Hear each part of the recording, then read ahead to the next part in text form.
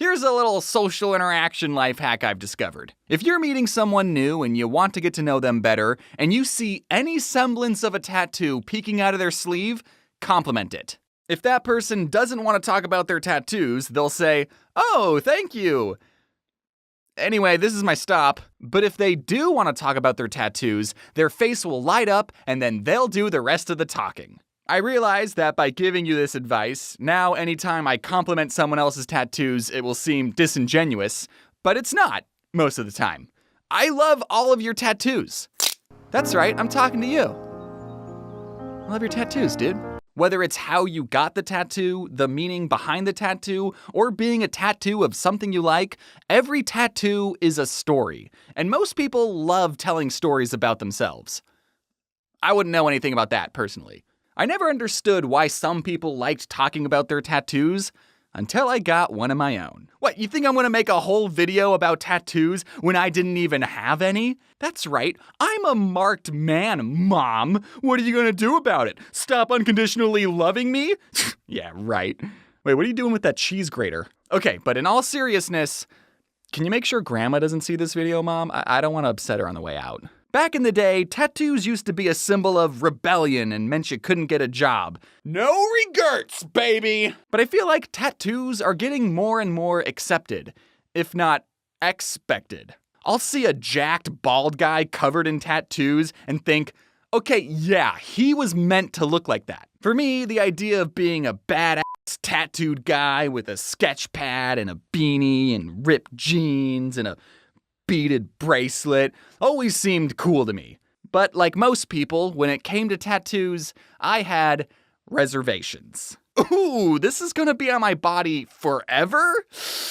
What if I hate it? I had an idea once of getting these 5 Magic the Gathering symbols tattooed on my forearm. I even dotted them out in Sharpie once just to give them a test drive. But I ultimately decided not to get them because I was worried in 5 years I would go, "Oh, these? I was really into Magic the Gathering in my 20s. Not anymore, though, so now every morning I wake up with impending feelings of shame and remorse that I even decided to get this thing. And I didn't want that to happen, even though I've been playing Magic for over 15 years, and it means a lot to me, and I'm going to be buried with my sliver deck, and alright, maybe I should just get it. Even though people know that tattoos are permanent, there are still way more bad tattoos than there should be. One time I saw this picture of someone's tattoo on a bad tattoo subreddit, and I thought it'd be funny to prank my family group chat by photoshopping that tattoo onto my arm. And then I thought it'd be funny to post that picture onto Instagram. I didn't think anyone would fall for this poor excuse of a Photoshop job, but then the internet and my family proved me wrong. Immediately, I started getting phone calls from my parents, and even my book agent rang me up and was like, "Did you actually get that tattoo?" No, it's not a real tattoo. I mean, it is a real tattoo, but it's on someone else's body. That's their cross to bear. I can only imagine what that person's family and book agent went through. My parents were not supportive of me getting tattoos. But whose are, am I right? Some people, like my parents, say that your body is like a temple, and getting tattoos is like putting graffiti on it. Which, sure, okay, that's why I paid a professional graffiti artist to paint my temple exactly how I wanted. Also, you can't tell me not to deform my body when that's exactly what you did before I was even 24 hours old. Also, Jesus had piercings, and he loved showing them off to his buddies, so I think he'd be chill with a little tattoo. After much thought and deliberation, I finally settled on what my first tattoo would be. This was going to be permanently inked onto my body for the rest of my life. I got a tattoo in Courier New. Luckily, the artist was able to finish this in one session. It took quite a while, almost 5 whole minutes.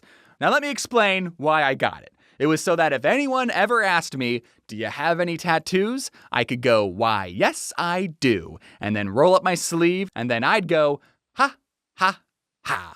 When I showed off my tattoo on Jaden's Streamathon, there was one comment that said, "James having tattoo actually tattooed onto him is exactly the kind of tattoo I expected James to have." And that made me feel really good because that meant the tattoo fit my vibe. And the second reason I got the tattoo was because I wanted to rebel.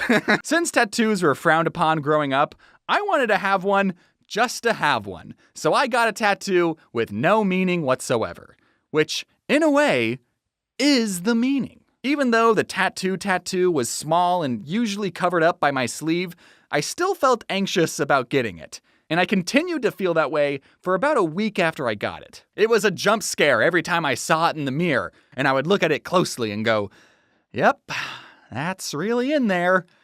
I sure hope I don't regret this." But then, after some time, the tattoo just became a part of me. Like, I didn't look in the mirror and go, "Yep, there's James and tattoo." I would go, "Yep, there's James. Full stop." And from that day on, I loved giving people advice on tattoos. As a marked man myself, I think you should absolutely get that Shadow the Hedgehog full back piece. YOLO, remember? What? You're worried that it's going to look bad when you're 70? Yeah, it's going to look bad when you're 70. You're 70. Don't think about how bad it's going to look. Think about how much you're going to enjoy it from now to when you're 69. I've known people my age who still hide their tattoos from their parents, but like the honest prodigal son that I am, I wasn't going to be doing that. But the next time I visited my parents, I walked into their house, and the very first thing my mom said to me was, "Do you have any tattoos?" She beat me to the punch. What? Why would you ask that? Because last night, I had a dream that you came home and were covered in tattoos. So, which one of you incepted my mom? God?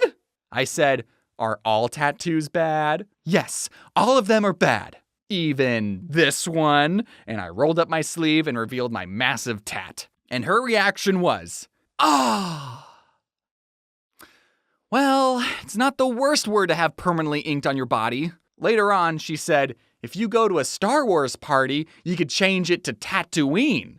So, I think she took it pretty goodly. Now, some of you might be thinking that my epic sleeve of a tattoo isn't that big a deal. It's tiny and can only be seen if I'm swimming or boxing or wearing a tank top. But you see, after getting tattooed, I experienced what people in the tattooing business call catching the bug. After seeing how much I liked my first tattoo and knowing that I could handle having a tattoo, I was ready to get something badass. I set up a big boy tattoo appointment with an artist I liked, and when I was in the tattoo shop, the artist asked, "Is this your first tattoo?" "Is this my first tattoo?"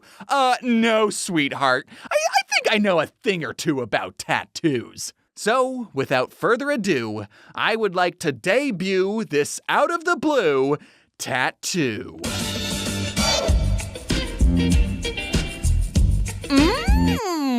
You know, from the Dark Crystal, the Jim Henson 80s puppet movie that I did a video on it years ago.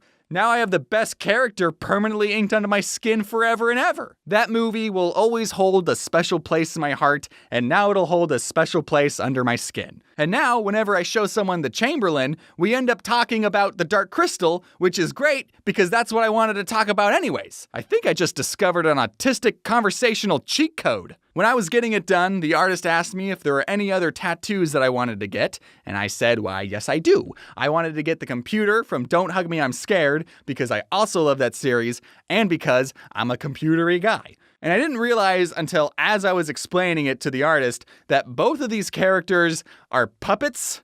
So I don't know what that says about my psyche. I never thought that I liked puppets that much, but if anyone wants to psychoanalyze me in the comments, that'd be great. And speaking of YouTube comments, I know a lot of people are going to bring this up, so I'm just going to address it right now. You probably noticed that Chamberlain isn't holding his iconic triangle scepter. Yeah, I already know that. That's because he's holding the Emperor's scepter. It's like my own little headcanon. He got to be the Emperor because he's cool and awesome and... Come on, Dark Crystal fans. You think I don't know my lore? I didn't get the wrong scepter or anything. You think I'd get something wrong about the Dark Crystal? Okay, you want to know what happened? I own a Chamberlain statue because, of course, I do. And I took pictures of it to send as a reference image to the artist. And I totally forgot that I accidentally broke off his triangle scepter. And now, because of that, he's holding an entirely different scepter on the tattoo. But you know what? I don't care. This one's better. It's a more clear silhouette.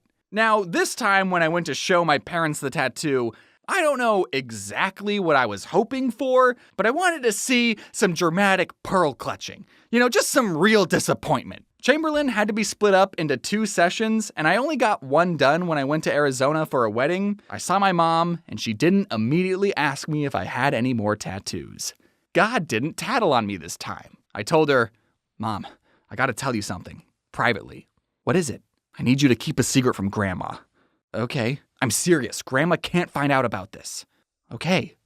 "Look, it's Chamberlain." And I showed her the unfinished tattoo, and she went, "Oh, do you even like the dark crystal that much?"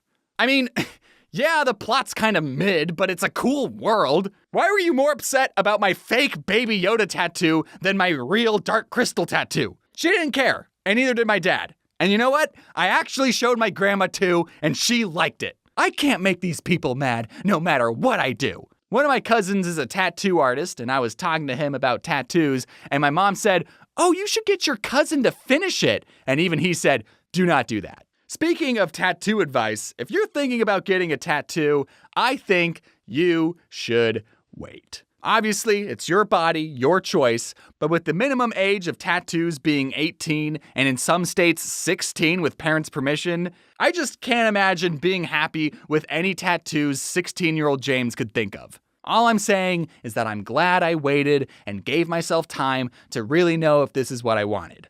And it was. I know you're young and you want to look as hardcore as possible, but you can still get a tattoo when you're like 23 and it'll look good. Trust me. No matter what tattoo you get, it's a way to express outwardly to the world what you like, what you want to remember, and who you are. Now, if you'll excuse me, I'm about to get a full back piece of my grandma's face. There's literally no way my family wouldn't love that. Thank you all for watching this YouTube video, and now that you're all done, I'm excited to announce that I have a Funko Pop of me. If that's something you're interested in, then you can head on over to my website and you can get a signed Funko while supplies last. As always, thank you to my amazing team, and the next time I'll see you, I might have more tattoos, who knows.